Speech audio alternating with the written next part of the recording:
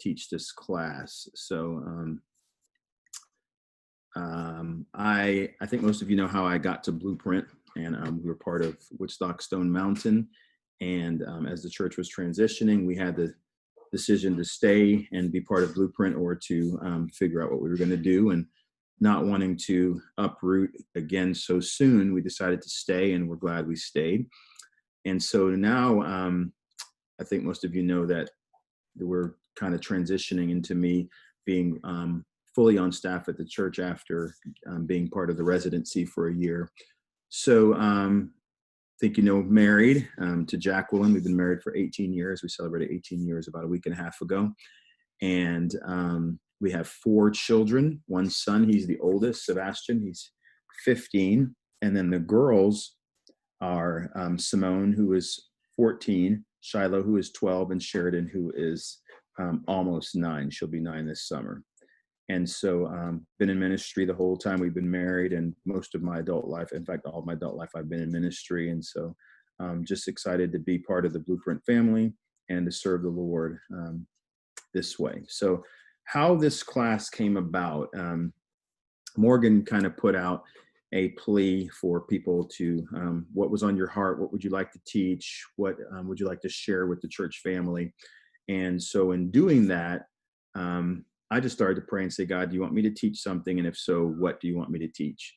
And when I was in seminary, I took a class on just the family and family structure and child rearing, and it just always interests me how families are structured, whether it's a nuclear family or extended family, adopted family, however you look at it. And so I said, man, one of the things that I've learned just in being a parent over the last 15 years is how different personalities are, but also how those personalities seem to come alive and are shaped differently as the children progress in age.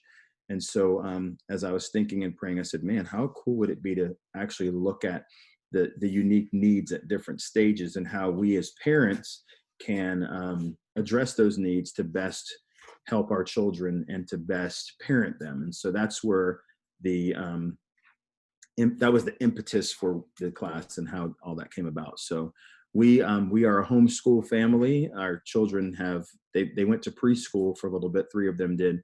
But we have homeschooled them since they were little, since they started grade school. And they go to a 2-day homeschool academy out here in Lilburn. One day is an art day, arts, dance, drama, music. And then the second day on Thursday is the preparatory day, academics. And so we love homeschooling. We feel like it's been great for our children, and we feel like God's called us to it. I'm involved at the Homeschool Academy, and Jacqueline was last year. I teach math and science there, high school and middle school. Next year it will mostly just be high school math. And so it's important. It's always been important for us to be very present in our kids' lives and be very present in what they are doing in regards to their education and just their lives in general.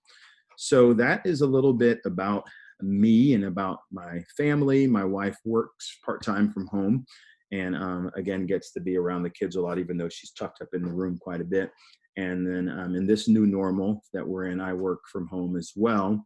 And so somebody's always in arm's reach for me to grab and to pull into something. So I do want to invite you to ask questions in the chat. If I say something and you're like, man, I want to know more about that, just put it in the chat and hopefully I'll see it and we will be able to go there with it, and I'll answer those questions. So let me pray for us, and then we're just going to walk through what this looks like and kind of what God has given me in regards to parenting through the stages. So let's pray. Lord, thank you for tonight. Thank you for this class. Thank you for just the information, what I've been encouraged with and learned as I've been studying and trying to figure out what you wanted me to present and how you wanted me to present it. So I just pray that you would bless this time and just bless the parents that are on and those who may not be parents yet or are planning to be parents. I just pray that you would bless us, bless the time that we have. And Father, just use me, Father, to teach what you desire to be taught. And I pray that those who are listening will really get something out of it that they can use, and it's useful for them as they are raising their children or plan to. It's in Jesus' name we pray. Amen.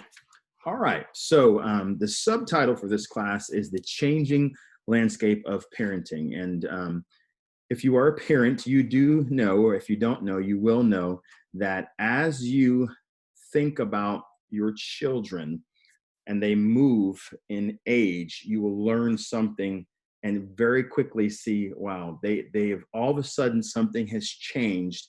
And I can't put my finger on it, but it's the dynamic of how we as people change as we grow in development and develop. So this is a 4-week class, and it'll focus on the dynamics of how parents can learn to adjust their approach as children grow in wisdom, age, and relational maturity. So I'm going to turn on our slideshow so you can have that to kind of help you have a visual for what we're going to talk about tonight. So I want to start with a verse, and this verse is Luke 2:52. It says, "And Jesus increased in wisdom and stature and in favor with God and with people."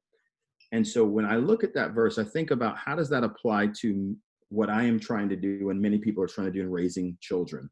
And so as children grow, there are things that change. And the reason I think that this verse was presented the way that it was an intentional shift in who Jesus was. We know that he was the God-man. We know that he was fully God and he was fully man. And because he was fully man, he could grow in wisdom and in stature and in favor with God and with people. In his humanity, he could, but not in his deity. So I wanted to make sure I said that. But as children grow, these things change. Their wisdom, their stature, their favor with God and with people. And we can almost say these are marker points. And as they approach these milestones or marker points, there are certain things that we need to do and we can do to adjust how we are parenting them. Now, what I want to do before we even jump in further is I want to define so that we're at the same place, we're all at the same level playing field when I say the word parenting, okay? So let me just say what a parent is. It's a father or mother to a child. And you may be laughing and saying, okay, that was pretty simple and easy, but that's like the technical definition of a parent. Now, what you have is parenting is the activity of bringing up a child as a parent. So rearing. So it's the little from stage to stage, from process to process. And rearing is, these are technical definitions so that we're all on the same page. To bring up and care for a child until they are fully grown. So a lot of times we may think, man, we're never, as parents, you know, and my dad is he's going to be 81 at the end of this month. My dad is still my parent, and is he still bringing me up and caring for me? He may not be bringing me up, but he's still caring for me. And as we'll talk in weeks to come, there's still a part of him investing in my life. So those are some technical definitions there for you. Now you may say, okay, wait a minute, hold on. You didn't address grandparents. You didn't address, surrogate parents. You didn't address some of these other things. Well, we're talking in regards to a nuclear family, and sometimes in the context of a specific family, you may not fit directly into this, but these were the definitions, I guess you could say Webster's definitions, that we're going to go with for the class. Now, the premise of this class, as I told you, is the recognition that as the children change, our approach changes. So we can say this then, that we are the same person now that we were 4 years ago. However, a lot has changed. So yes, I'm the same person, but I have grown, I have matured, I have gone through some things that have allowed me to look at life differently, to act differently. And so as life happens, as changes happen, we are the same person, but so much takes place that we really have changed in a sense, okay? Now, if we take that into consideration, and we take the changes in children into consideration, it may cause us to operate differently in how we treat them and how we look at them at different stages. And we're going to specifically tonight talk about those different stages and what is going on in those stages to help us frame all of this. Now, The acknowledgement of the fact that things change will help direct our attention. Sebastian, can you put that light back on for me, please, sir? It'll help direct our attention to the need for addressing the dynamics of the changed landscape, because it does change. Now, I want you to pay attention to these passages. This is Ecclesiastes 3, 1 through 4, because we know the Bible says there is a season or an occasion for everything, a time for every activity under heaven, a time to give birth, a time to die, a time to plant, a time to uproot, a time to kill, a time to heal, a time to tear down, a time to build, a time to weep, and a time to laugh, a time to mourn, and a time to dance, a time to throw stones, and a time to gather stones, a time to embrace. I need that light off. Jacqueline, do you mind turning off that light for me, please? A time to embrace, a time to search, and a time to count as lost, a time to keep, and a time to throw away, a time to tear, and a time to sow, a time to be silent, and a time to speak, a time to love, and a time to hate, a time for war, and a time for peace. So as we read those, we understand, okay, we get it. We get it when we read the scriptures. We know that from one season to another, and there's a change, there's a shift. Now, with all of that in mind, our approach and directives can be suited to the specific stage of our child. But one thing we must do is, what is the end goal? You know, sometimes we go through life and we do things, but we don't focus on, all right, so I know I'm heading somewhere, but I don't really know what the end is. Knowing the end and knowing where I'm heading will help frame what I'm doing. So, and that will determine our effectiveness. So we're going to look at tonight, what is our end goal? Okay. So determine our effectiveness. Let's look at the end goal. What is the goal? What is the goal in parenting? We want to create, humans who they can properly engage with society, and they're an addition, not a subtraction to this world. So, but what does that mean from a biblical standpoint? Well, Proverbs 22:6 says, start a youth out on his way. Even when he grows old, he will not depart from it. You see the stage, youth, old. The New American Standard says, train up a child in the way he should go. Even when he is old, he will not depart from it. Now, I want to pause from there, because some people really get jammed up with that, because parents can almost blame themselves when their child grows up and doesn't know the Lord. And there is a part of that do parents have culpability or blame for that? Somewhat so. But also there is a part that there's an individual choice that a child makes to decide what they're going to do with it. So when the Bible says, even when he is old, he will not depart, there's an inclination and a part of that that's saying they know the knowledge. They can't depart from what they know. Can they depart in activity? Of course, but they can't depart from what has been instilled with them. You know, it's that whole adage of, no one will ever take away what you have studied and what you know. So that's our end goal. Our end goal is to train that child up. And that word, the word train, or even start a youth out, start out in the Greek is literally the picture of a mother who is holding a child to her breast and teaching the child how to suckle so that the child can be sustained and live and thrive. So it literally is a picture of taking the child and showing them, directing them, teaching them how to function, how to be sustained, self-sustaining, if you even will. And so that is the goal for us as parents, is to get our kids started on the right path and then help them stay there. Now, here we need to take a pause a little bit and let me breathe a little bit. And so what I will say to you is this: with all that in mind, let's look at a very well-respected model that talks about the stages of child development. And I need to pause here, because a lot of times and when I say we, sometimes we evangelicals, we Christians, want so badly to just stick to the word, which there's nothing wrong with that. The word is important. But God has also gifted the minds of men and women to give us some tools that are very, very effective in helping us to deal with a lot of things that go on in life. Now, one thing you may or may not know about me, and I didn't share this when I was doing the intro, is one of my undergraduate degrees is in gerontology, which is the study of the elderly and the aging process. And when you take gerontology as a major, you fully learn from birth all the way to from the womb to the tomb. You learn it all. And you learn all the social aspects of that, the medical aspects of that, the physical, the emotional, and all that. And one of the things that you learn, and it's a really big part of gerontology, is the stages of grief. Because as you get older, you have to learn, or you can, if you want to be age well, how to grieve loss in life. And so there is a great psychologist by the name of Elizabeth Kubler-Ross, who created and came up with a way for us to figure out what the stages of grief are. And it's DABDA is the thing I use to remember, but it's denial. So if someone passes away, the first thing you want to do is you want to kind of deny that this didn't really happen. So there's denial, and then there's anger. You're angry, you're upset, you're frustrated, you can't believe that this happened. So you denial, anger, and then the B is bargaining.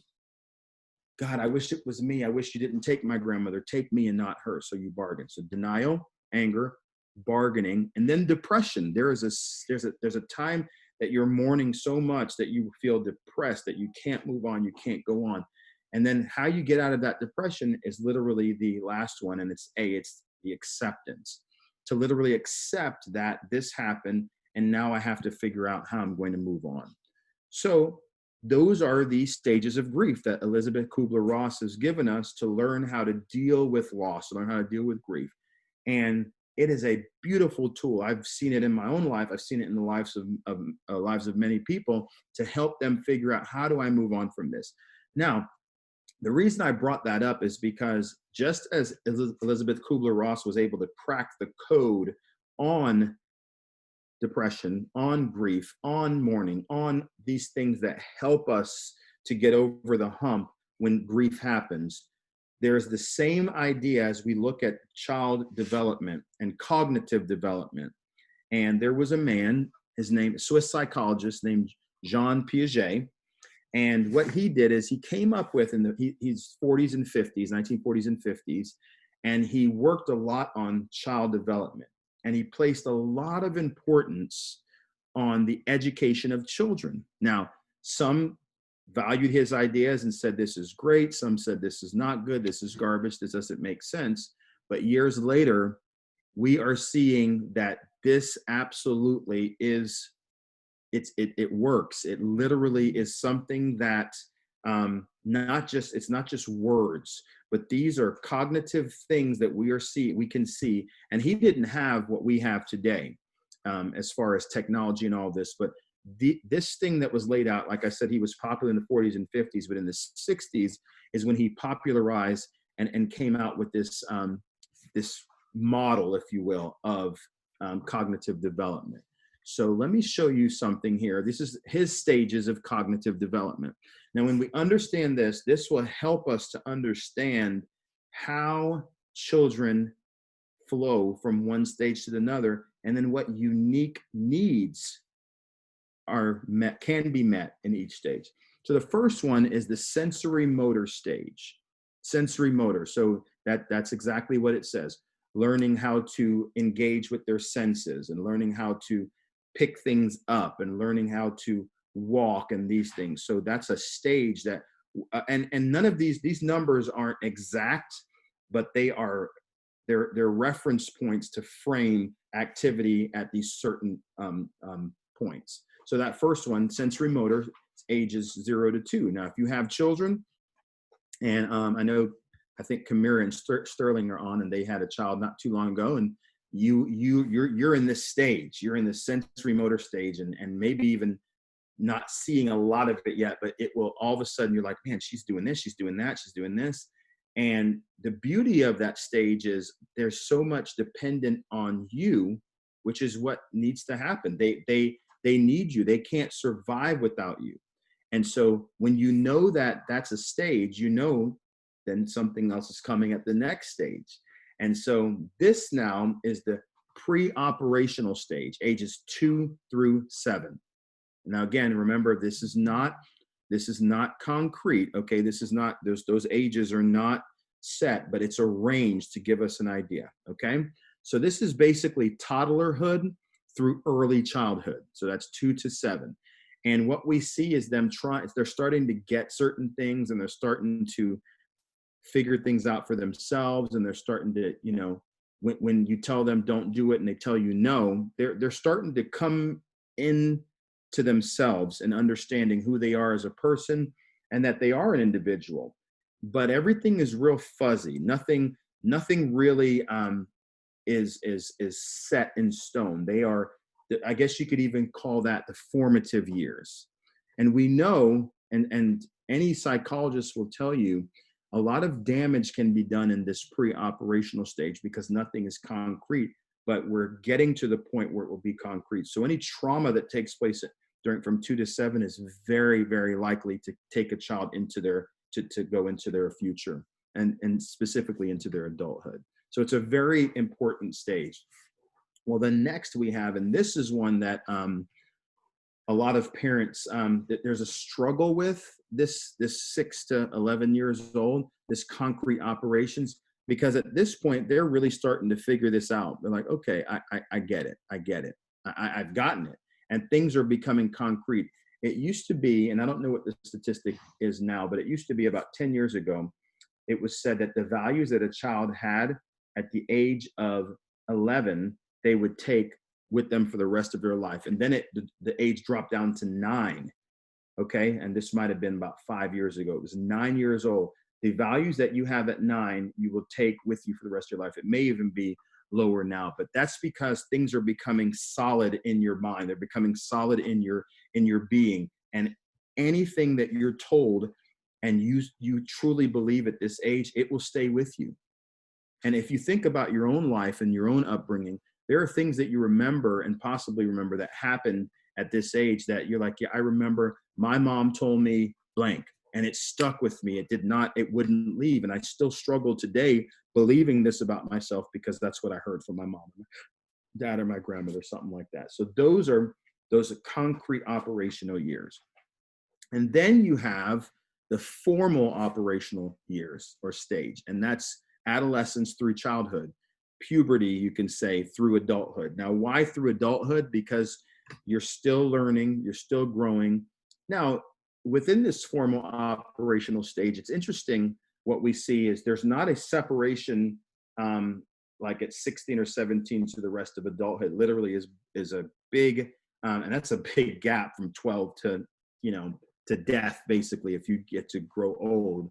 So what do you do with that in that formal operation stage? Well, you understand, and especially in the first part of that stage, if you have teenagers, which I have 2 teenagers, and it's a good thing, but it's a bad thing because we're dealing with many humans, that are in this formal operation stage, but their brain is not fully developed yet.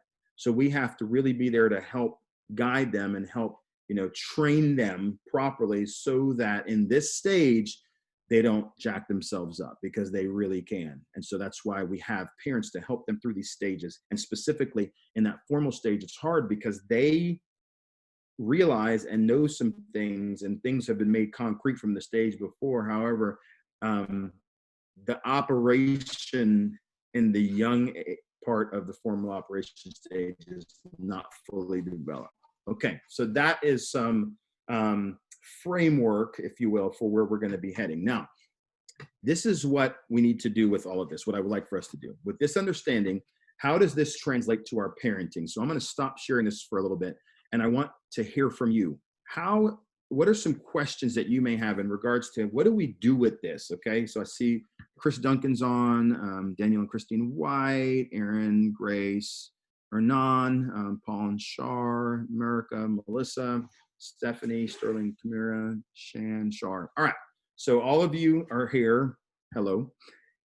Talk to or questions that you may have, anything that you may want to say to the group in regards to what you have just heard, because a lot of times the sad thing is, and especially if you are dealing with people that none of this was kind of even shown to them, they knew nothing of this when they were younger. And I would say like my dad, my dad, who was soon to be 81, he watched his dad die at the age of 7. And then his mom died when he was 14, I think 14 or maybe even 13. So he grew up without parents, really. And his older sister, 17 years older than him, was like a second mom.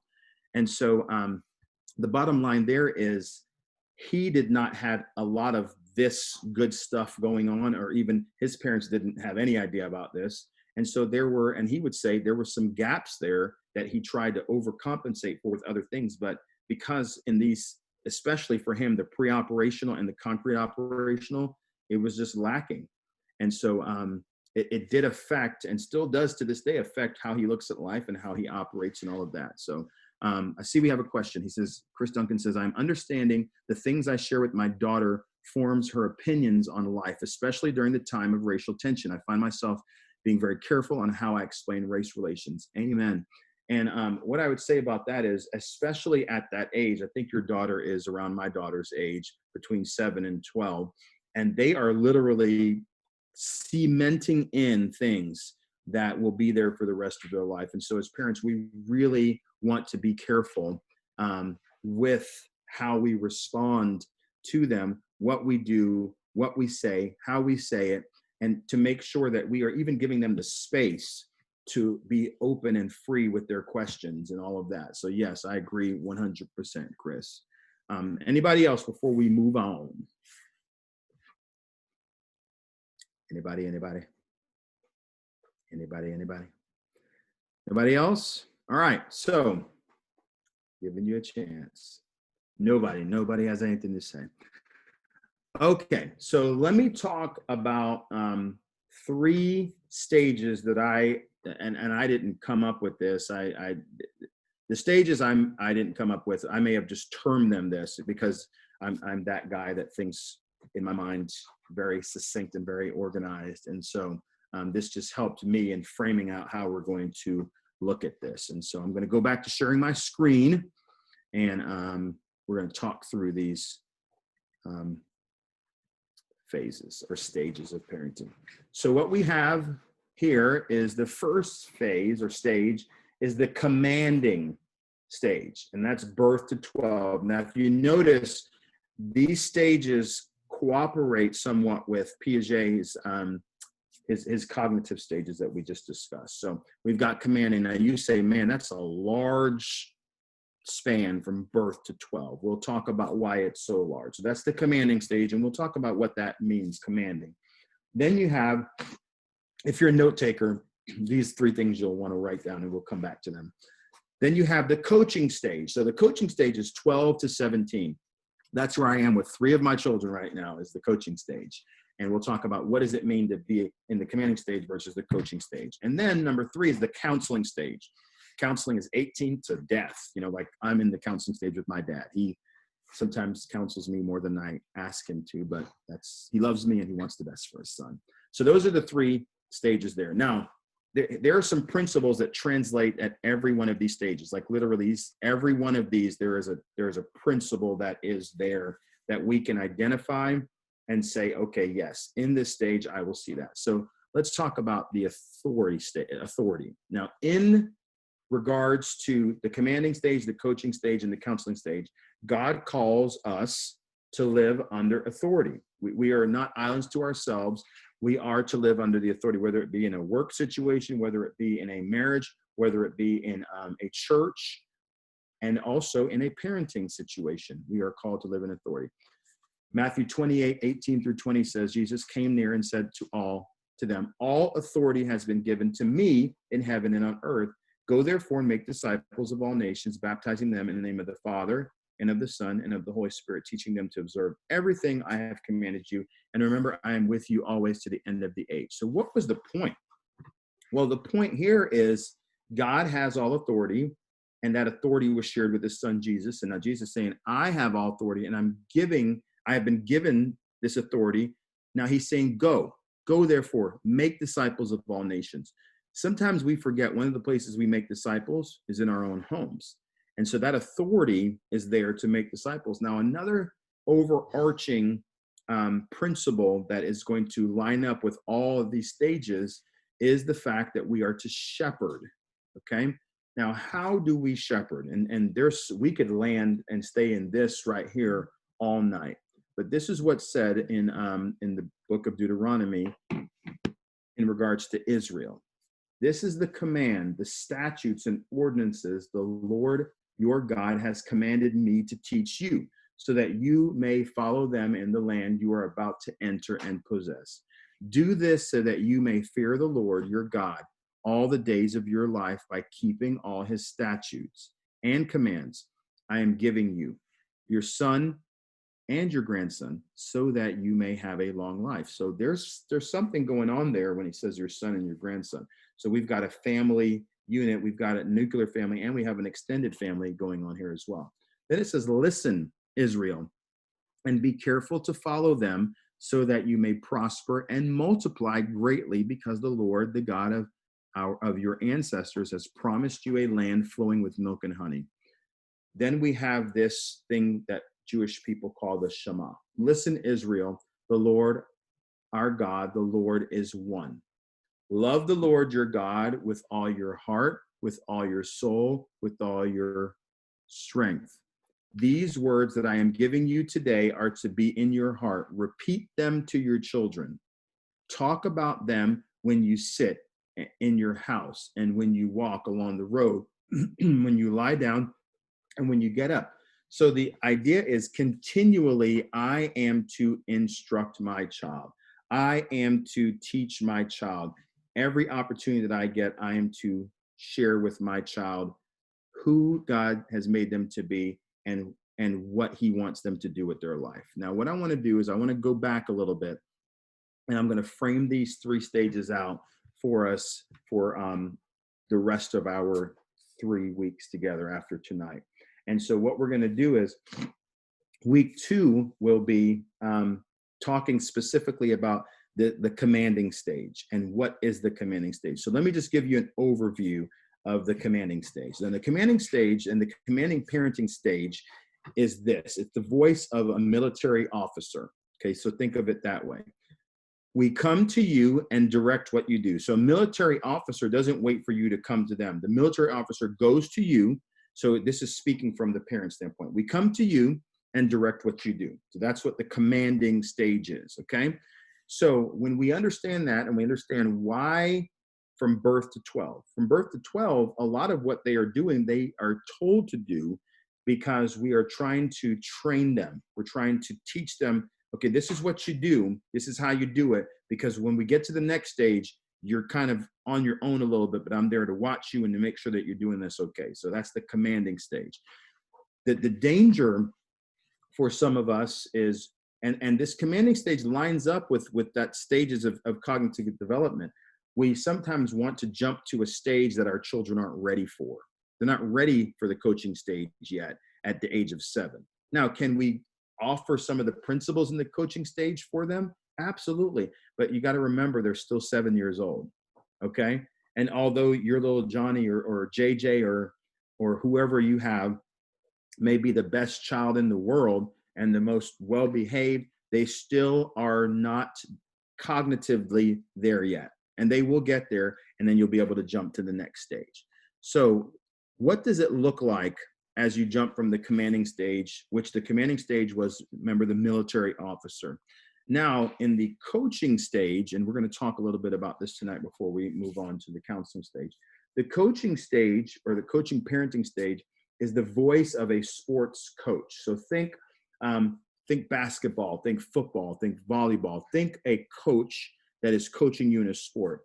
And this is what the voice says: we will walk alongside you and show you the steps. So that coach is there walking alongside you, and when you get off of what you're doing, hey, come back, step in line, your shot's off, your whatever the case may be, they are helping to coach you as you misstep possibly. Well, why even say as you misstep? You're going to misstep. We even will misstep as adults. However, the coach is right there to help you when you misstep, to get you back on track. And what happens sometimes is, as parents, we don't do enough coaching in these years. So when later in life and we wonder what in the world happened, why is my child so jacked up? Well, maybe, possibly, I mean, we've got sin nature to deal with and many other factors, but maybe when you were needing to coach them, you were trying to too much be a friend, or you were commanding too much and not letting them grow and understand that in that cognitive stage, they needed you to just walk alongside and help them, but not dictate how they do things and what they do. So that coaching stage is a framing time. It literally is a time where I'm as the coach coming and saying to you, man, I'm here. I want to help you. I'm going to walk alongside you and I'm going to show you the steps, but I'm going to let you fall a little bit so that if you start to fall, I can kind of push you and get you back into. I'm going to help bring clarity to you. I'm close enough to bring clarity. I'm not far away from you. And then the last stage is the counseling parenting stage. This is where if you're an adult, and we all are adults, and our parents are alive, this is where we are with them. And you will maybe even find yourself, if you have a decent relationship with your parent, you even go to them for counsel at the age that we are right now. We go to them for counsel. So the counseling parenting stage is the voice of a therapist or a counselor. And they say, you come to us and we will help you. So counselor doesn't go to you and say, hey, what's going on? Shar, are you okay? Paul, are you okay? Kamira, I see that you're messing up. Are you okay? No, they don't do that. The counselor says, listen, I'm here. If you need help, you come to me and we will make it happen. I will help you, but you got to come to me. You have to cry out and then I will help you. There was I don't know if any of you watched, it's of course no new episodes right now, but This Is Us. And I can't remember his name, but Sterling is his name, I think, in real life. And he's the dad with the two children. And then they took a girl in, and a lot of stuff went on in his life, and he literally went to counseling. And the counselor, Randall, thank you very much, Randall, yes. Fellow This Is Us fans, yes, I love that show. And Randall literally, Randall was so messed up that he was trying to prove to the counselor why he didn't need to be there and why he knew what was going on and he could even see what she was doing. And then there was a point where Randall finally, he literally fell apart and was like, okay, so I get it. I get why I'm here. I get why I'm a mess and I need help. And so, that's the part for the parent. That's that counseling part. Now and I haven't gotten there yet. So understand that I'm not speaking from a place of experience. I'm just right now speaking of a place of study, and I'm speaking of a place of talking to some others who I know are there, have been there, bought the t-shirt, done that. And what they say is, we think that the commanding stage is the hardest. We really do. We think that, man, this is crazy hard, but we'll realize it ain't nothing compared to the counseling stage. And like I said, I'm not there yet. So I haven't experienced that yet, but I'm going to stop sharing and go back to, so this is where, as far as our actual content for the evening and what I wanted to share and framing out the next 3 weeks, we're pretty much done. But what I wanted to do for the rest of our time is just kind of talk. And so you'll have to chat with me. I can't hear you or see you, just see your names, but I would love to have some dialogue in regards to some best practices, or even some things for you as you're hearing this and thinking, okay, I've never really thought about parenting in regards to cognitive stages, or I've never really thought about parenting in regards to a coach or a counselor. And so let's just talk. So Paul and Shar says, what's been something that's hard and joyful about each stage you've experienced? Oh boy. So I would say for the start with, because I'm only in 2 of the stages. I have not arrived yet to that last one. But I would say for the first stage, the thing for me that has been, and I'll talk about the 2 stages and then I'll give you an example for each.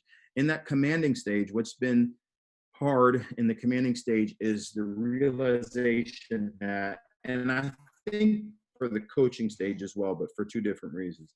Realization is you're not in control, and your kids are sinners. We're all sinners, but when you see it come alive in a way that is at times scary, and scary because you know that if they continue in that pattern, it's going to be very detrimental for them and their relationships. But you can't do anything about it. You can try and help. You're there you're right there with them to guide them and to help them. But it's hard because even though you're there to help guide them and direct them and to, as the Bible says, train them, you don't have control over their hearts and their minds. And so that is really, really, really hard. What has been great is the exact opposite. It's man, I'm not in control, but when they come to me or they allow me to help them, it is just beautiful. It's such you just want to smile. It's like that Kool-Aid smile that nobody can wipe off your face, because you know that you're doing your best. And it's almost like God is saying, I got you, and I see you, I know what you're doing, and every once in a while, I'm going to give you a little pat on the back, and that pat on the back is going to be that your children will actually listen and fall in line with what you're saying.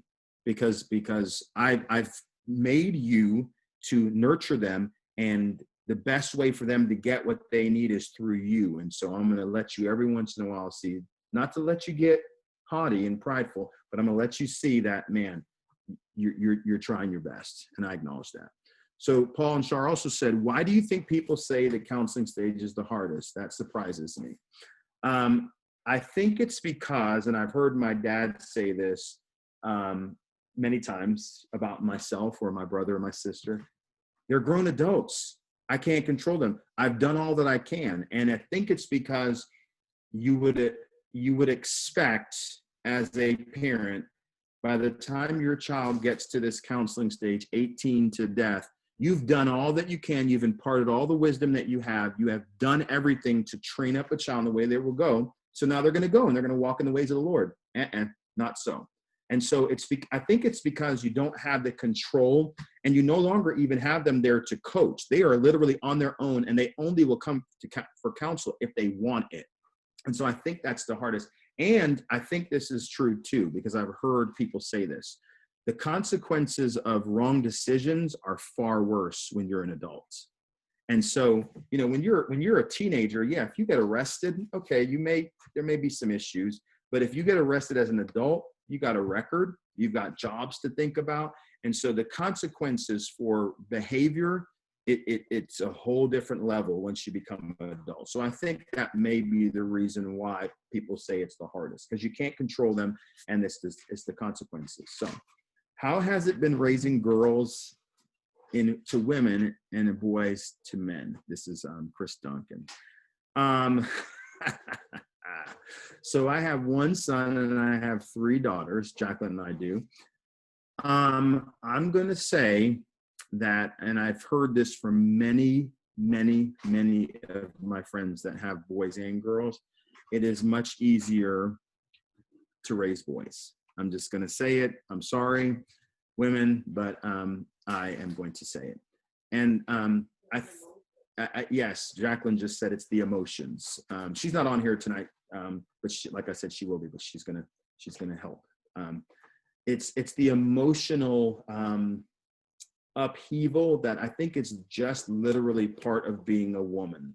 I can't even try and disguise it any way, shape, or form. It is part of what makes women uniquely women. And, there's a reason why the Bible says, and I think sometimes we take this out of context, that it says that husbands need to love their wives and be patient with them because they are the weaker vessel. I'm not sure if that's talking about emotional or physical or both, but there is a difference. Men look at things differently than women. Boys want to tear stuff up. They literally want to dig into something. Like my son, he likes to tear, and always has, to literally, how does this thing work? So let me tear it apart.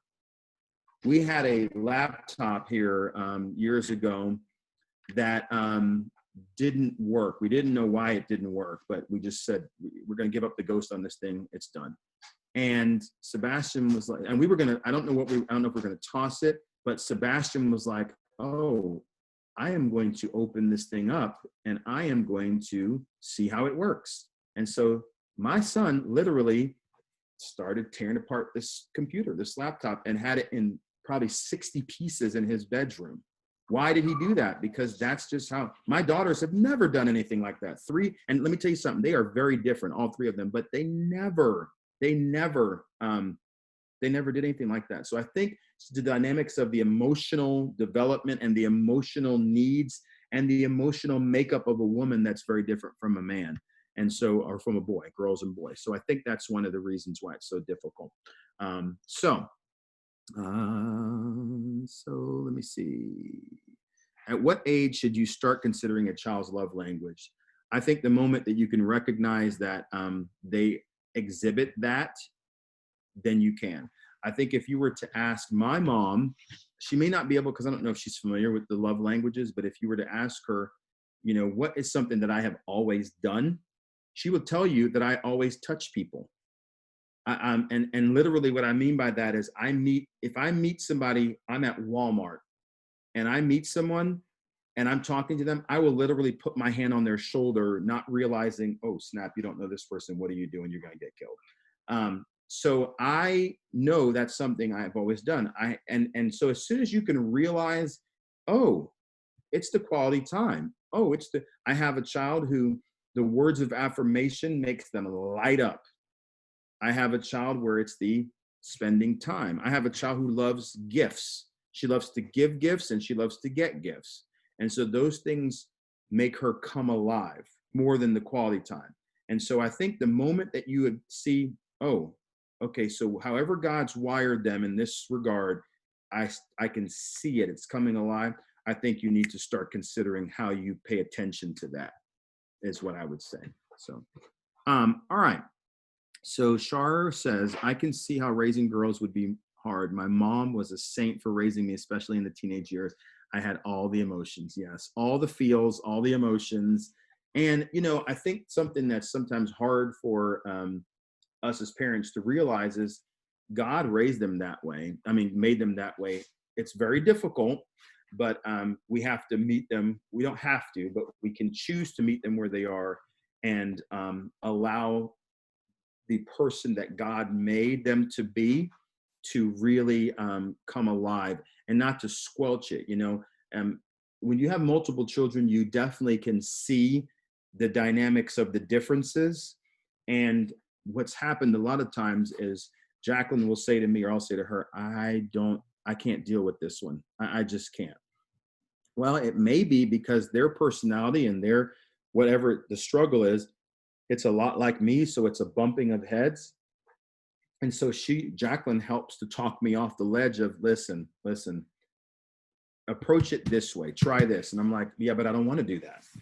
And she says, but try it. So you try it and you're like, okay, that worked. And so that's the beauty of kind of seeing the difference, seeing the emotional needs and how God made them and addressing that individually. So Ella said, our son is 3 months old. What are some best practices we can implement now to help set him on the right course? Oh boy. I would say, one thing as the stages, is if we think about the stages in that commanding stage that we did not do, and we learned this from a missionary friend of ours, and we thought when we heard it, when we heard it at first, we were like, that is so harsh. That is so mean. I can't believe that they did that. But then we were like, okay, so they've raised some kids. At this point, their kids were almost all grown-ups. Let's listen. And so what they told us is you have to realize the sin nature in all of us wants us to be in control. And so, for instance, and this is going to just hear me out before you judge me. So he used the example of, you're changing your child's diaper and you leave them. They're safe in their crib and the doorbell rings. So you go to answer the door and they start wailing like they have lost their minds. He said, what you do is you say, no, you don't do that. Daddy will be right back. Whatever age they are. Let's say they're even 6 months or a year. Daddy will be right back. Okay. Or let's even say a year where they understand things properly, or a year and a half. And you do it, you leave, you're about to leave, and they start wailing like somebody is sincerely hurting them. And so you say it again, and you may even hit them on the hand and say, no, Daddy said, don't do that. And, because what you are training them is they are not in control, because children will, even at that beautiful age of 3, they will command attention, and they will command that you do whatever they want. And so you're training them, they're not in control. This is not about, life is not about you, because what happens is, now that they're no longer 3, they're now 6 and 7, and you have always catered to every single little cry, every single little whimper. Now you have a 6 or 7-year-old that is a hellion that you're going to struggle pulling back on, because guess what? They are getting to the stage in the cognitive development where they are starting to concretely realize, man, I got this. I got this. I'm in control, and I'm going to do whatever I want, because they have catered to me, and they have kind of trained me that I can do it and I win. And so I think we have to make sure that, and they even went this far, our missionary friend, he said, when you spank your child, and let's say they're 4 years old and they lose their mind, they're losing their mind. Some of it's because they want you to stop. And so they realize if they throw a tantrum, you are going to stop. But you literally tell them, you are not, you're going to cry. And this sounds evil, but you tell them, cry quietly. And they don't, because they don't have to scream at the top of their lungs. So you say, cry quietly. It's okay. I love you. There's no reason for you to act like you're going to die, because you're not going to die. But what you did was wrong, and it needed correcting.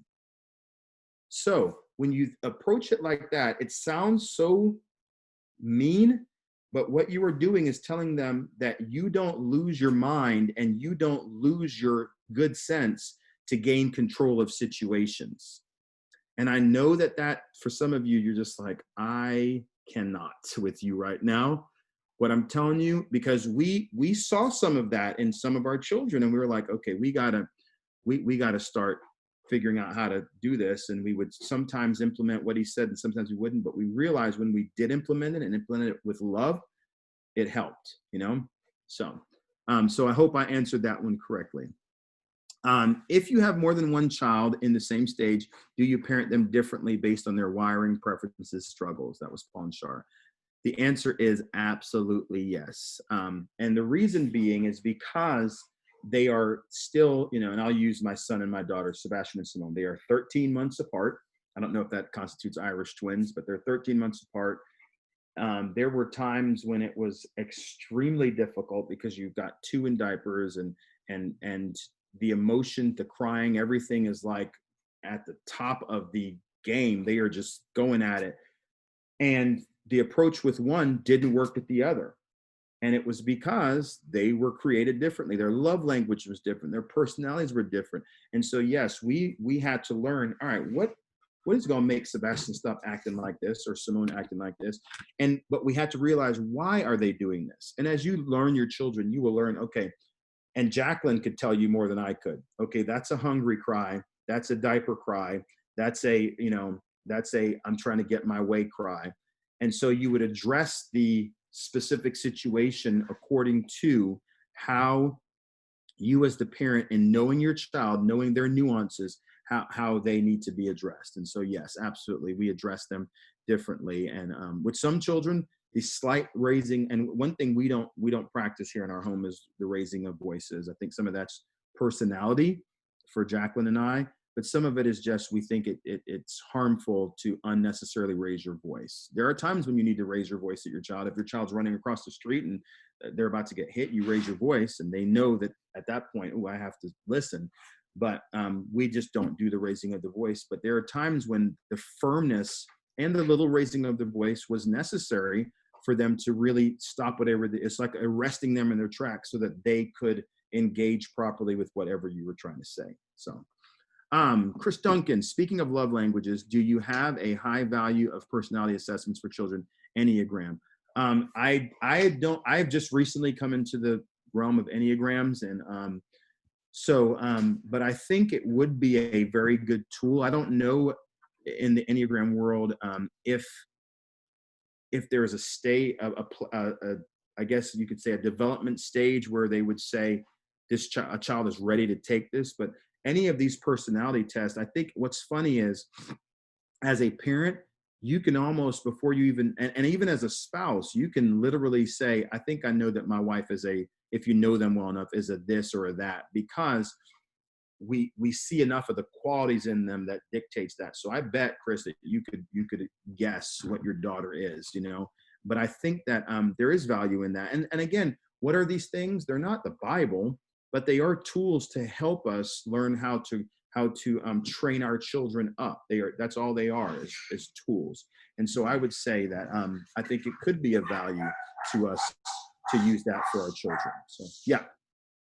Hernan says, with multiple children, how do you make sure you are giving adequate individual time to each when some children can demand more attention than others?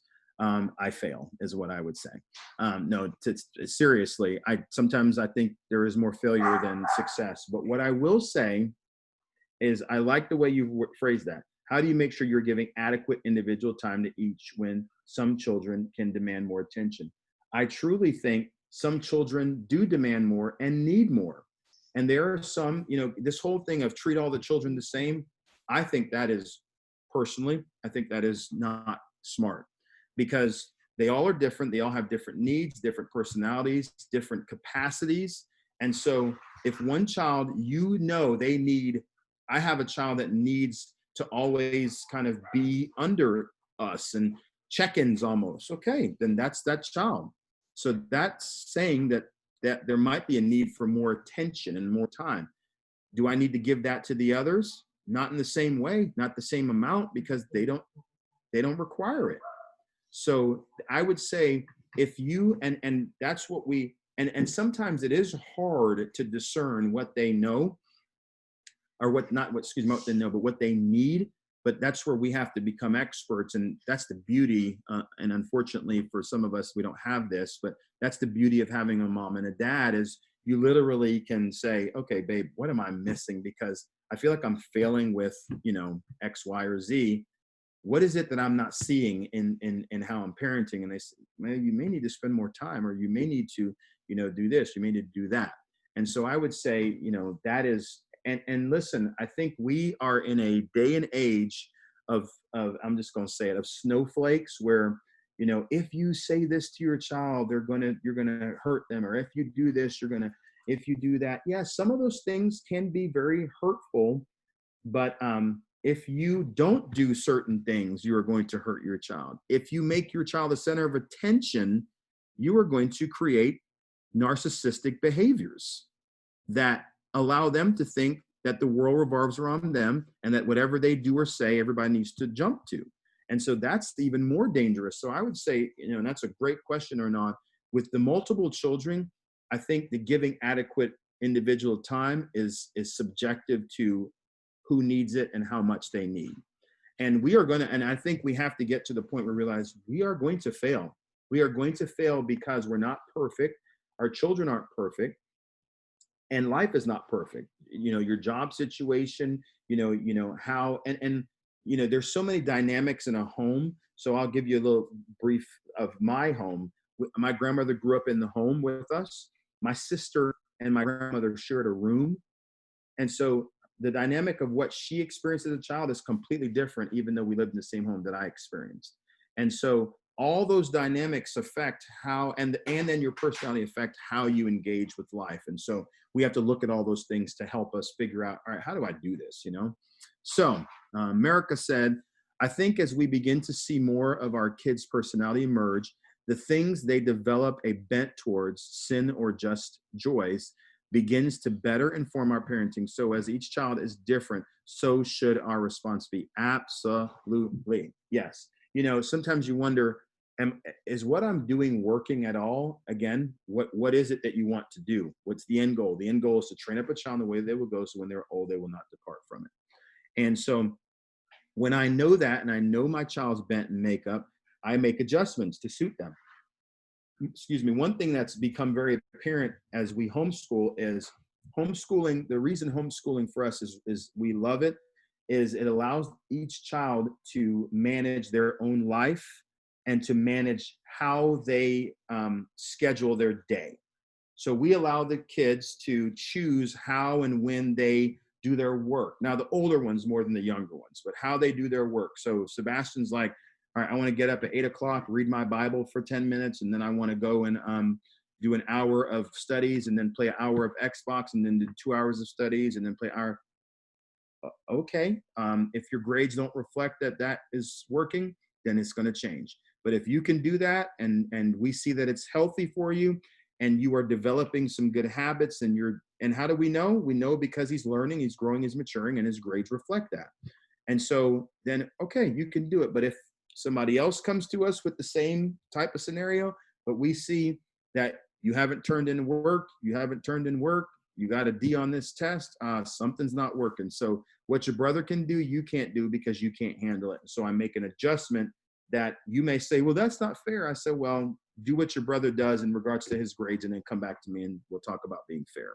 So that's how we have handled situations where we see in one child, man, you're killing it. And sometimes what's hard in parenting too, to go along with what you said, America, is because of the bent of the personalities. When a child hears another child getting praised a lot and they don't get that praise, they're like, I suck. I'm garbage. Well, that's not the case. The case is I have to be careful as a parent in maybe overpraising publicly in front of all the children, this one child. But however, that's a part of life that is not, everybody doesn't get a trophy, especially if you're doing subpar. And so in the home, you learn that snowflake behavior is not good. I don't need to raise you to believe that just because you did subpar, you get a trophy. You go above and beyond, but I need to recognize there's a little softer personality, not a softer person, but a softer personality. So maybe what I can do is pull that one aside and say, man, you are constantly killing it. I'm proud of you. And every once in a while, I do the praise in front of everybody else, knowing that I need to be sensitive, and I want to be sensitive to the bent of the other children. So I'd say that is kind of how we try to operate, and fail sometimes, you know? So Chan, you talked about parenting each child differently. How do you discipline a strong-willed child, preschooler with big emotions? Ooh, boy. Wish Jacqueline was right here.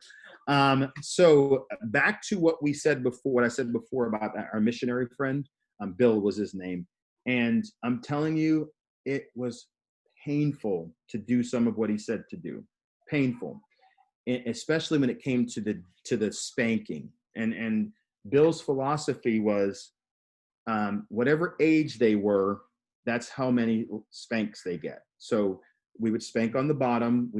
Whether it be with a like a spoon, like a plastic spoon. We had a spanking stick. Actually, we had a stick, like a little plasticky. Oh, Jacqueline said it was leather. It was a little leather strappy thing. And so if they were 7, they got 7. And when I tell you, and please don't hear that I'm trying to glorify this, but the 7 were so intense that every single one of them made them want to almost jump. Every single one. Because the goal was, I'm attaching this punishment to your behavior so that you know you don't want this again, therefore don't do what you did again. And so I don't hate to say this, but the Bible says you spare the rod, you spoil the child. And so for us, it was, how do we properly use the rod? And so it was disobedience and disrespect. Those were the 2 D's that for us, if those things happen, it was a spanking. Now, yes, and Jacqueline said pulling how we responded afterwards. So what I would always do, because I didn't want to, because they were disrespectful, now I'm going to disrespect them. So it would always be and not always, I failed sometimes, but I would say, I'll use Sebastian. Sebastian, I need you to come with me to the bathroom. If we were at someone's house and we would go to somewhere where people couldn't hear us. And do you know what you did? Yes, Daddy. What did you do, Sebastian? I told you no when I should not have. Okay. And because you did that, Daddy's going to give you a spanking. So you understand what you did and you understand that you're going to get a spanking. Yes. You're 7 years old, so you're getting 7. I'd turn him over. 1, 2, 3, 4, 5, 6, 7. And he would bawl, and I would say, cry quietly. because that's part of the strong will, is to rise up to let you know that they're in control. Cry quietly, which you can do, and it sounds cruel, but you can do, but you're helping to nurture them that they're not in control. So they cry quietly, and then you say to them, you know, Daddy loves you. I'm here for you. Let me pray with you. You pray with them, and then when we left the room, didn't bring it back up because I dealt with it. So this is not, because I don't know about you guys, but for me, man, that discipline carried on for a while. It's like the whole night, and even the next day, it would carry on. But you dealt with it, and then you move on. And so that's how we have chosen to deal with our children. But it was difficult to do, very difficult. Yes, Jacqueline wants to say something, so I'm going to let her say something.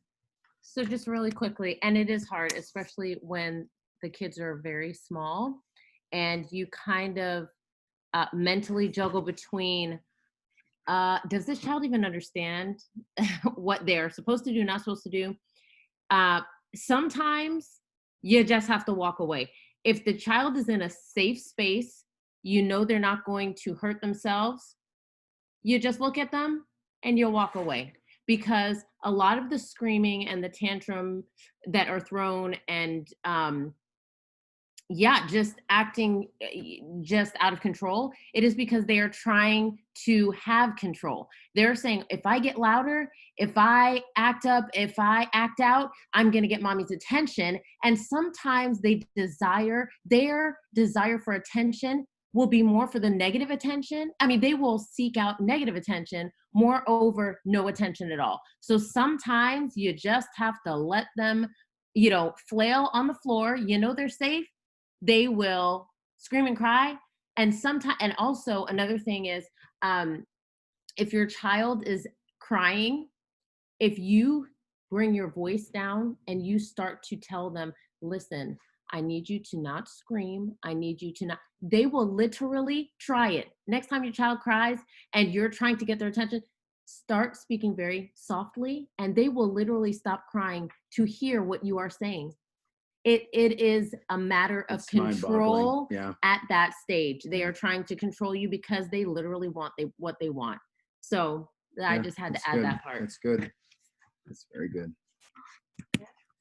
All right. So let's see what else we have. So Chan said, you mentioned you all don't yell in your home. Was this something you established in your home from their birth? Just wondering how that looked for you when your kids were younger. So some of that is personal, and it's from my own experience. I grew up in a home where my mom, I don't think, and you're going to laugh at I don't think I've ever heard my mom raise her voice, to be honest, never. She was very controlled in her responses. And so, but my dad made up for it. He yelled, he was angry, he spanked in anger, he disciplined in anger. And I think I just acknowledged for myself, I will never do that with my kids. If I ever have kids, I'm not going to do that. I think it was damaging. Now, I know it was damaging, so I don't want to do that. And so I think part of my personality, that's just my personality, is not to approach things like that. But I think I willed myself not to do it so much that I just don't do it. Jacqueline is more of the louder one than I am. And her fuse is a lot shorter.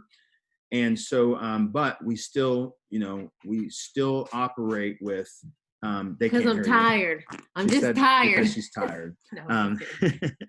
But we still operated with, we are just not going to yell. And there are times where, she would raise her voice and I'd say, you're yelling, please bring your voice down. And I would do it in front of the kids because I wanted them to know, right now, mommy's not really in control. She's not exhibiting a fruit of the spirit and being in control. So I'm going to help her so that we all are operating properly together. And there are times where, and very few, I'm not trying to, but that's how much I willed. I'm not going to raise my voice, where I think our kids can say maybe twice they've heard me raise my voice because I refuse to. I refuse. And so we established that at a young, from the time they were born, and we've pretty much lived by it, so. But I will also say, when I have acted out of control and raised my voice, and it's a learning process. I mean, but when I've raised my voice, I always go back to my children and apologize. And I never, and then when I do apologize, and if I say, oh, sweetie, I'm so sorry that I raised my voice. Mommy was acting out of control and I shouldn't have. And they say, oh, mommy, it's okay. I always say, no, it's not okay. Do you forgive me? Because I think our kids have to just see that we are fallible people. Like, we are not perfect. We shouldn't expect perfection, and we don't want our children to expect perfection out of us either. It's this beautiful dance of, I exhibit imperfection as you will exhibit imperfection. By the grace of God, we can come back to each other and mend relationships. And I don't know. I just think that's really important for our children to see that we're not perfect. Yeah, that's good. That's good. You should have been on here the whole time. All right. Ernesto Sandoval. How do you deal with relatives with different parenting styles? Oh boy, why did you have to go there? How do you best explain to your child that his or her cousins do certain things, but we do it differently? You become the black sheep who literally says to your parents and your in-laws, you will not and cannot spank my child. The Bible does not give you the authority to spank. It says parents do that. And so we never allowed our parents to. If my child is so out of line that when they're with Pop and Grandma, Bonk and Nana for a day or two or hours, that they need to be spanked, something's wrong. So we literally have told relatives, brother, sister, you're not allowed to spank our kids. And so if there's an issue that needs to be addressed, we will address it. You can tell them what to do or put them in a room by them, whatever you need to do, but do not spank them. And so, it's hard. It's very difficult to deal with that. But, and your specific question wasn't about spanking, but in regards to cousins, we have cousins who are allowed to have phones at 12 or 11. And we've said, you're going to have a phone when you're 14 or 15. It was 15 if you're responsible. And some may say, man, that is old. That's crazy. Well, we are doing our best to train up our children the way that we want them to go. And so then we make decisions that are sometimes counterculture or even counter to our family dynamics, our extended family, and we just live with the consequences of that. So that's how I would answer that, Ernesto. Medica said, yes, we have 4 and each one feels this way. Like everyone else gets more praise at some point. Any advice on how to balance that emotion from the child, especially when you see signs of anxiety over months like that? That's a hard one because the anxiety, when you say anxiety, that's a big word that you want to monitor that because you don't want to pit children against each other, but you also don't want to create an environment where you can't give someone a compliment because somebody else is going to feel like, where's my compliment? And so I guess it would be helpful to figure out things that you can compliment that one child on. Man, you really did a good job picking out your shirt today. You look great. You really did a good job brushing your hair. You did great. You really did a good job. Or give them things that they can be successful at. Our youngest struggles. She's only 8. So every night, her job is to spray down the countertop and the table and wipe it down before we go to bed. Umpteen, and I'm old, I'm using the word umpteen mornings I've gotten up and the countertop and the table has not been wiped up. Why? Because she's 8 and she forgot. Okay, so it's up to me to maybe before I go to bed, go and look. Hey, Sheridan, I need you to come down here, please, because I know you can do it. You're a big girl, and I believe that you can keep these counters clean. Can you spray them off for me, sweetie? Man, you did such a good job. Thank you. Go to bed. So that is how we have dealt with it, because I'm a big proponent on I'm not going to, and sometimes I fail. I'm not here to shepherd your emotions and try to navigate how to say this to you, how to say that to you. I do want to be sensitive to your emotions, but I don't want to be a slave to your emotions, because then I'm creating this snowflake thing that I've talked about that I don't want to do. So that's how we've dealt with that, because there are children that the anxiety of you're praising that one, I don't get any is there. So almost finding a way to praise them for things that you've given them to do. Paul and Shar, how do you discipline older infants, toddlers? Pop on the hand, stern voice. According to Mr. Bill, Missionary Bill, he said, and this rocked us, that he started this pop thing at 6 months old. And you may say, that is crazy. I'm not doing that. You have to decide, is it worth me trying to do it? And the answer is, it is worth trying to. Can you do it? That's a whole different story, because 6 months that's young. And when you think, I'm going to pop my 6-month-old, understand this: at 6 months, do they kind of get what's going on and what they're doing? They do. And so you have to decide, what am I going to do with this, and how am I going to address this? And whatever route you choose to do, that's going to be the route that they are going to learn how to deal with. And so if it's a pop, and nobody likes to get popped, they will realize, if I do this, I am going to get popped. So maybe I don't need to do that. All right. So let me keep us going a little bit. How do you discipline older? Got that one. Stern voice, pop on the hand. We popped them. And it was painful. I'm telling you, it was painful, but we popped them.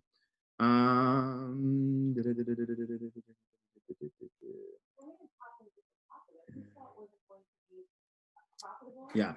Jacqueline said we didn't pop them just to pop them. If we saw it was going to be profitable, then we would do that. So Stephanie says it's also hard because they don't know what to do with their feelings in their body.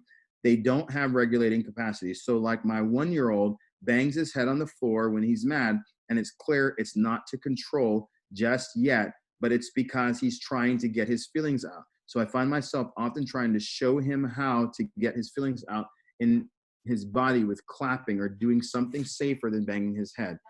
But also now he is starting to throw fits in order to get what he wants. So it's getting more challenging to know if he needs help regulating his emotions or if he just needs to learn to not be in control. So yeah, that it is hard. And that's, I guess, the joy and the pain of learning our children so that we can deal with them properly. Because you don't want to, if you realize they don't know how to regulate their emotions, you don't want to spank them for that. But then it's, and I don't know how quickly, Stephanie, it took for it to cross to, you can see that he's trying to control. And that's where it's the fine line of how do I keep the control and help nurture him and not allow him to take over, Ernesto, are there any effective behavior corrective methods other than spanking? And I'm breathing heavy because we are proponents of spanking, and but also to a point, because I think it can get to the point where, and I don't want to, I'm not being counter biblical with this, because the Bible says, spare the rod, you spoil the child, and it's the rod of correction. And what is a rod for? Rod is for whipping into correction. However, I think that certain children's personalities, there may be other things to do in addition to spanking, or there may be a point where for that child at 12, spanking is not going to do it anymore. So you take something away. One of our children, the spanking was like she would almost have a nervous breakdown when she knew she was going to get, like, almost to where she could literally have a nervous breakdown. So realize, okay, what's going on here? And I don't want to develop fear in my child of me.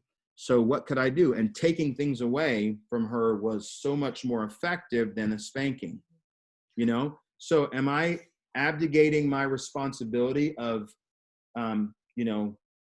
throwing away the rod? I think that I used the rod, and for her, the rod was like out of control.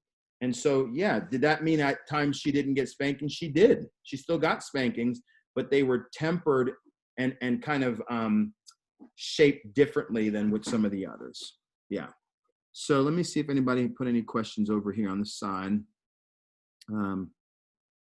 What do you think about a father choosing not to spank his daughter with anything more than a hand, simply because he's a male, and for the harder levels of physical discipline to be left to the mother when it comes to a daughter? I have to just answer from what we did. I actually did most of the spanking, and especially the hard spanking. Now, was it too hard for a girl versus a boy? No, it was, but it was hard enough, because a lot of times when people say, I'm going to give my child a spanking. And I've been around my friends when they had younger kids. I'm going to spank you. And it literally was like that. It was a joke. It literally was a joke. And for us, if your behavior demands that I put my hands on you, and first of all, we didn't use hands. We never used a hand. We always used something else because I didn't want them to identify my hand that I'm going to hug them and love them with discipline. So I never used my hand ever. It always was something else, the spanking stick. And so I never operated with, the daughter gets it from mom, I spanked them. And we didn't pit mommy against daddy either and wait until your father gets home and he's going to spank you, no. And Jacqueline would call me, especially with one of our children who was just one of the toddler that just would not listen. And she would say, I don't know what to do. I've tried everything. And I would say to myself, okay, I'm probably sure you didn't spank her yet. And I would ask her, well, have you spanked her? No, I don't know if it's working. I said, just try it. And most times it would be effective. But then it did get to a point where, okay, we've got to figure out something else that's going to help this child because that's not helping. So anyway, Jacqueline's coming again. I don't know why she just didn't sit in here. Sorry. Okay. Well, okay. So it got to a point with our children where they realized, okay, I don't like spankings.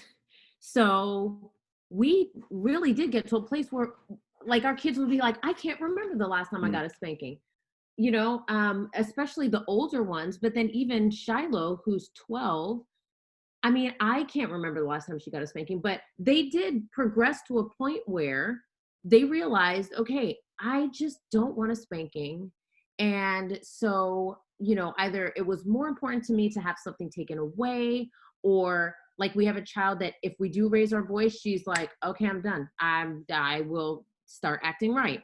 But not yell. Yeah. But just the voice gets a little more elevated. I really have an issue with yelling. So. Yes.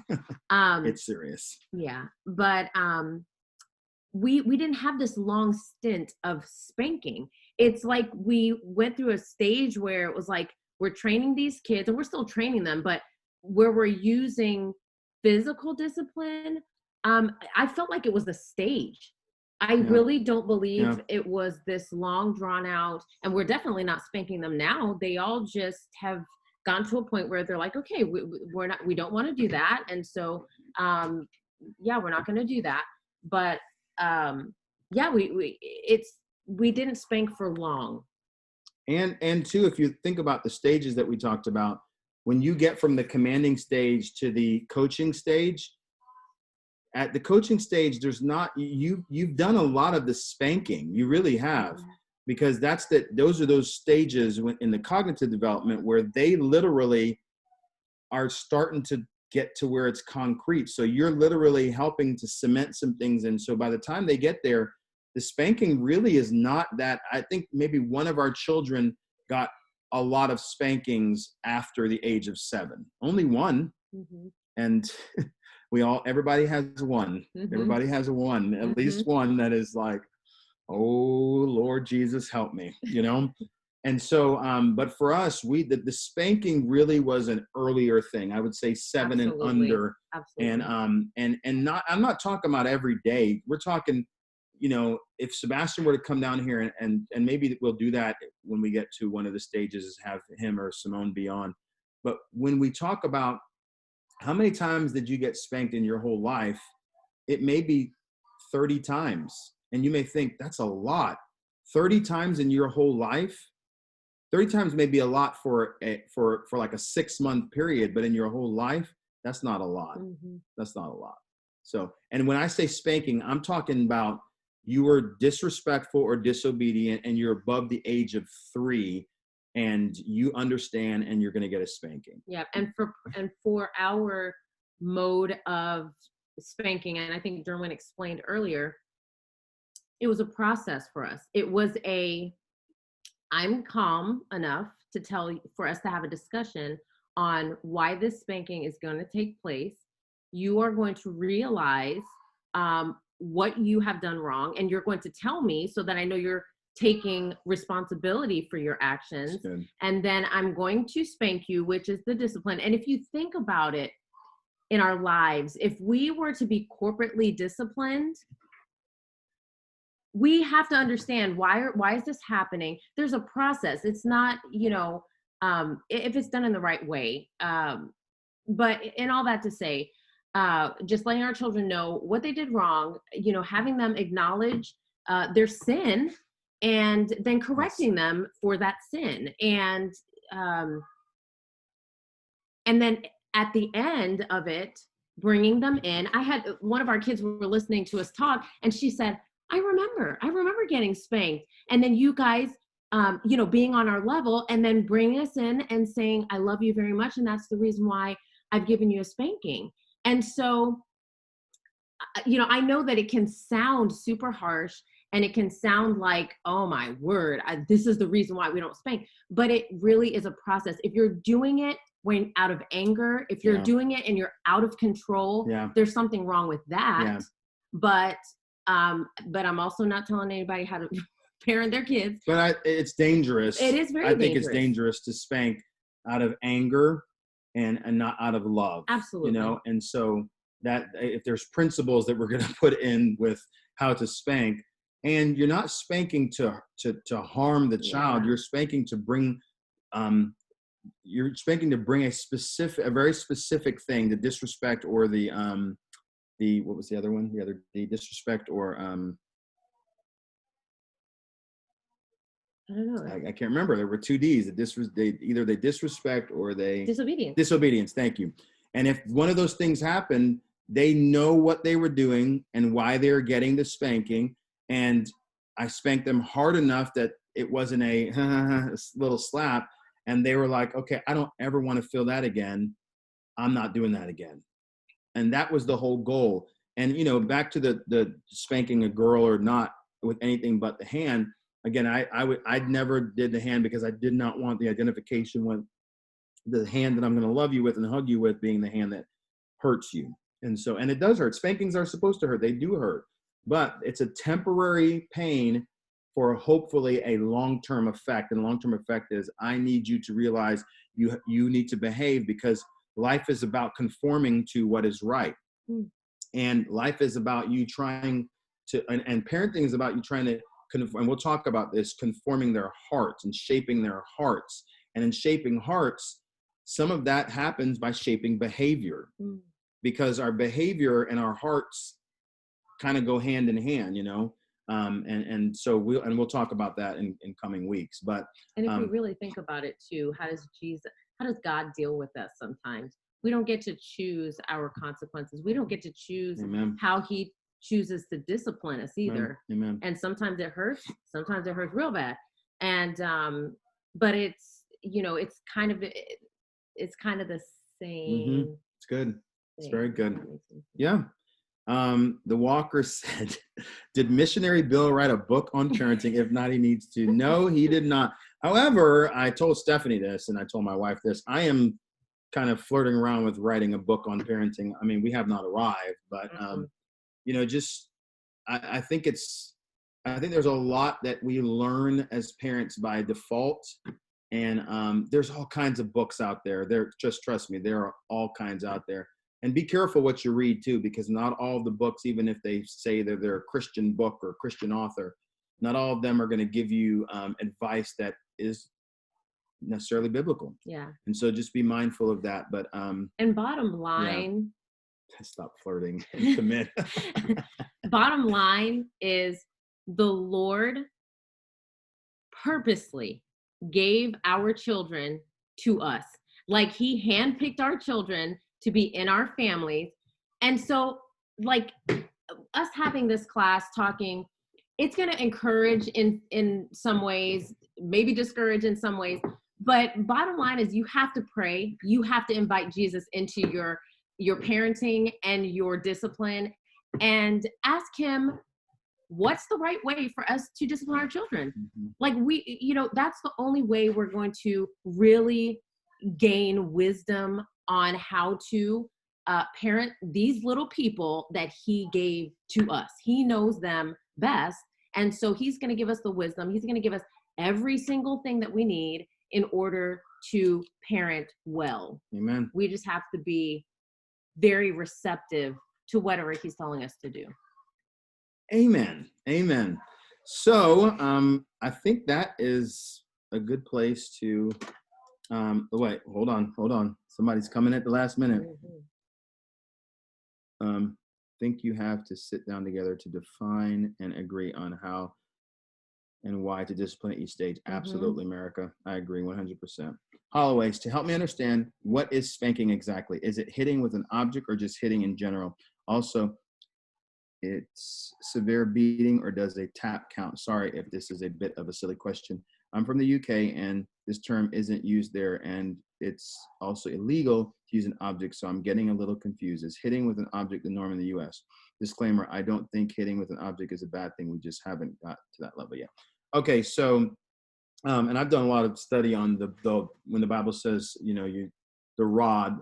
Some people do not believe the rod of correction is an actual physical rod. They believe that it's something that you use to kind of push into compliance. But then there are more people that believe that it is a physical rod. And so when you choose to not use, however you think about it, physical or not, there is damage that's going to be caused. Now, when I am specifically speaking of spanking, I am speaking of corporal punishment. I am speaking of getting something, whether it be like our little leather strap, which I don't even think we have anymore. I gave it to somebody. Asked me for it. Somebody asked for it, but okay. it literally came with the guy gave it to us. Remember? Was it Bill? Bill gave it to us. Yeah, but it was specifically wherever he bought it. It's specifically for that. It was a spanking rod, is what it was called. But yeah. Anyway. So when I say hard, I'm not talking about I'm putting them through the wall. Yeah. But I'm talking about, and it was age appropriate. So if I'm talking about it's with good force that if you were outside the room, you'd be like, oh my, okay, all right. Because there is not, the concept is I am trying to help and do what I can now so that when I'm at the next stage, I'm coaching, homie. I'm not trying to, I don't have to spank you anymore because you understand what you're supposed to do. Now, if you choose not to do it, some of that's on you because you know what you're supposed to do. I have instructed you. I have spanked you. I have pulled you into compliance as much as I can. And I can't always do that. And so now here we are. So you choose what you want to do. You want to listen or you don't. If you don't listen, there are going to be consequences. And this is why I think, Shar, I think you had asked this, you or Paul. This is why parenting the older stage, the beyond adolescence, is so hard because and as you get older, the consequences just get so much more intense. And so, yes, it is a physical spanking. It is, we choose, and I've chosen to literally use something, not my hand, never have used my hand. So. America says we use the character first curriculum to help give definitions to our expectations when they were younger, and we use that to help reinforce first time obedience, meaning if we had to repeat ourselves, it came with a consequence, usually a tap on the hand or pinch on the leg for a toddler and younger for us, Yes, and we did some of that too, and the kids will tell you there was, and some of it is, you may say, man, that's so mean. Some of it is the shock value of, okay, I don't know why that elicited that response, but I'm never going to do that again. I remember one time Simone said something that was very disrespectful and rude. I snatched her air so quick and pulled her towards me, and it shocked her so bad. Now, I didn't spank her, but it shocked her to where she was like, I don't want that ever again. So you won't hear that kind of stuff come out of my mouth again. And she never did. And so you would say, man, you're putting fear into your children. Some of it we can understand it this way. What is fear? Fear, it says the fear of God is the beginning of wisdom. Do we want our children to fear us? In a healthy way, we want Mhm. the respect, want them to understand, listen, when I say something, you must listen.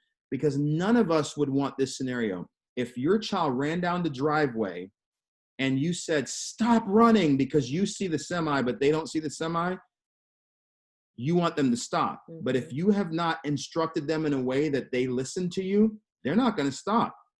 And so part of parenting is training that child so that they can keep going. Mhm. Train up a child in the way that they will go. They can't keep going if they've been obliterated by the semi truck. And I know that's a bad analogy, but this, oh, I let them kind of be free and make some decisions and this and that. Sometimes you have to force them to listen. Mm. So, That's a bad so word. question is, how do you discipline in the midst of embarrassment? Oh boy, that's hard because you don't want to embarrass your children.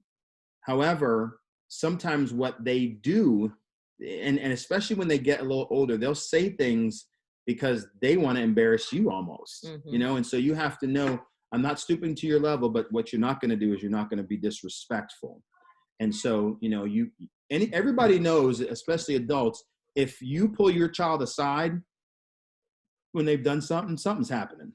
Which is what we've always We've done. always done that. If we've been in the midst of a crowd or we've been in front of people, I mean, I am not afraid to excuse myself and that child from the table or from wherever we are to have a little chat. And for me, I don't know that I've ever spanked our kids in public, like if we've ever been at somebody's house, but I have definitely pulled them off to the side and said that is inappropriate. Or if they've said something, I may say, um, do you think that that was appropriate what you said? And then Mm-hmm. they'll say, oh, well, no, or, whatever. But it's again, where you have to know your child and you have to, your response, we're adults. We know if what we are saying or doing is going to be embarrassing to our child. We know that. So it's approaching the situation with a clear heart and just saying, okay, if you know that you just, it's not right to address that child in front of people, pull them off to the side and have your conversation then. I mean, I definitely wouldn't sit back and let the behavior continue. Right. And there have been times, I remember one in particular where, and it was Sebastian, he did something and I didn't holler at him, but I said, you can't just do stuff like that. What are you doing? And a friend of mine said, man, bro, that's embarrassing. Don't do that to your son. And I was like, oh, snap, that's right. I shouldn't do it. So I apologized to Sebastian, told him, I said, you want me, how, because I pulled him aside and apologized, said, I probably should apologize in front of everybody. He says, please don't, because that'll just bring more attention to it. Just let it drop. And I forgive you and we're good. Let's move on. Okay. Sorry, Sebastian. So we are very quick to, when we mess up, which every parent messes up because we're not perfect, to literally say to our child, yeah, I dropped the ball on that one. I messed up and I'm sorry. And I want to do my best to make it right. Which I think the reason why it's so important to us that takes place is because we both did not grow up in homes where our parents acknowledged where they were wrong or acknowledged where they hurt our feelings. Or that we had feelings. Or that we had, yeah. And they cared. Yeah, exactly. Yeah. And so we just together knew that we did not want our children to feel like they were not in a safe place to just express themselves and express their emotions. And I think I think that's the one thing that I struggle with as far as teetering on that. I want to be friends with my kids. It's not that I want to be friends with them. I want them to be open with me. Know that there's safety. And know that there's safety and know that they can come to me with anything. And they won't always, but they will never be able to grow up and say, I never felt in my home like I could express myself. I don't think any of our children will ever be able to, in good conscience, say that. Yeah, because it's very wide open here. So with that, I will say this. I hope you come back. And if you have questions and you want to email me or call me, whatever, my email address is derwin@blueprintchurch.org. So email me and, I'll answer any questions. We can talk on the phone, whatever. And maybe I will put some of this to a book. Who knows? I would love to. I've wanted to write a book for a long time. So maybe we'll have our kids on for a short Yeah, time yeah. at one point. Yeah. If you guys want them to field some questions too, because Yeah. we want you guys to hear their Yeah. perspective and their experience. Yeah. And Maybe we'll do the younger two next week in the commanding stage, and then the older two in the next stage. So maybe that's what we'll do. So, yep. Cool. All right, you guys. That's all we have. So we will see you same bat channel, same bat time. Y'all are too young. You don't know about that. So, yeah. All right. All right. Thank Bye, you guys. guys. Thank you very much. All right. Bye-bye.